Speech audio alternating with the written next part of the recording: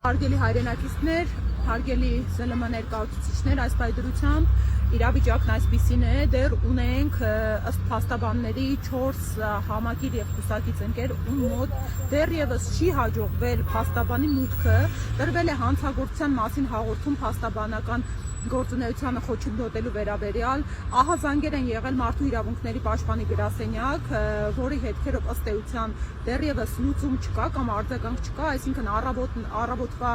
8-ի շրջանակներից ձերբակալված կամ բերման ենթարկված անձանց մոտ դեռևս չի հաջողվել, այս պայդրությամբ ժամը մոտ շուրջ 18:00-ն է մոտենում, չի հաջողվել մուտք փորձի փաստաբանը։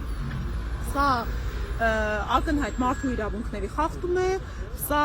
այս իշխանության կողմից մեր պետության ժողովրդավար արժեքների դեմ կռիվ է